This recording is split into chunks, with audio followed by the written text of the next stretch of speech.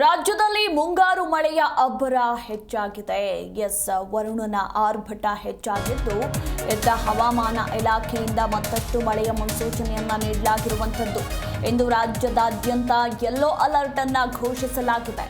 ಇನ್ನು ಜೂನ್ 10ರಂದು ಅಂದರೆ ಇವತ್ತು ಜಿಲ್ಲೆಗಳಲ್ಲಿ ಎಲ್ಲ ಜಿಲ್ಲೆಗಳಿಗೂ ಕೂಡ ಯೆಲ್ಲೋ ಅಲರ್ಟ್ ಅನ್ನು ಘೋಷಿಸಲಾಗಿರುವಂಥದ್ದು. ಮತ್ತೊಂದು ಕಡೆ ಮಲೆನಾಡು ಹಾಗೆ ಕರಾವಳಿ ಭಾಗದಲ್ಲಿ ಆರೆಂಜ್ ಅಲರ್ಟ್ ಅನ್ನು ಘೋಷಿಸಲಾಗಿದೆ.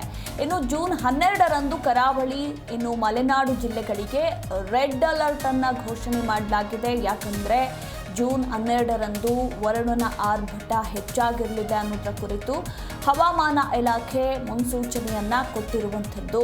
ಮುಂದಿನ 4 ದಿನಗಳ ಕಾಲ ರಾಜ್ಯದಾದ್ಯಂತ ಭಾರೀ ಮಳೆ ಸುರಿಯುವ ಸಾಧ್ಯತೆ ಇದೆ. ಹೀಗಾಗಿ ಇಂದು ಯೆಲ್ಲೋ ಅಲರ್ಟ್ ಅನ್ನ ಘೋಷಿಸಲಾಗಿದೆ ಎಲ್ಲ ಜಿಲ್ಲೆಗಳಿಗೆ. ಇನ್ನು ಜೂನ್ 12ರಂದು ಕರಾವಳಿ ಹಾಗೆ ಮಲೆನಾಡು ಜಿಲ್ಲೆಗಳಿಗೆ ರೆಡ್ ಅಲರ್ಟ್ ಅನ್ನ ಘೋಷಿಸಲಾಗಿರುವಂಥದ್ದು. ಈ ಮೂಲಕ ರಾಜ್ಯದಲ್ಲಿ ಮತ್ತೆ ಮುಂಗಾರು ಮಳೆಯ ಅಬ್ಬರ ಶುರುವಾಯಿತು. 1 ವಾರಗಳ ಕಾಲ ಬಿಡುವು ಕೊಟ್ಟಿದ್ದ ವರುಣ ದೇವ ಈಗ ನಿನ್ನೆಯಿಂದ ಮತ್ತೆ ಅಬ್ಬರಿಸೋದಕ್ಕೆ ಶುರು ಮಾಡಿದ್ದಾನೆ. ನಿನ್ನೆ ಕೂಡ ರಾಜ್ಯದ ವಿವಿಧ ಜಿಲ್ಲೆಗಳಲ್ಲಿ ಧಾರಾಕಾರ ಮಳೆ ಸುರಿದಿರುವಂಥದ್ದು. ಇನ್ನು ಇವತ್ತು ಕೂಡ ಎಲ್ಲ ಜಿಲ್ಲೆಗಳಲ್ಲೂ ಮಳೆ ಸುರಿಯುವ ಸಾಧ್ಯತೆ ಇದ್ದು ಯೆಲ್ಲೋ ಅಲರ್ಟ್ ಅನ್ನು ಘೋಷಿಸಲಾಗಿದೆ.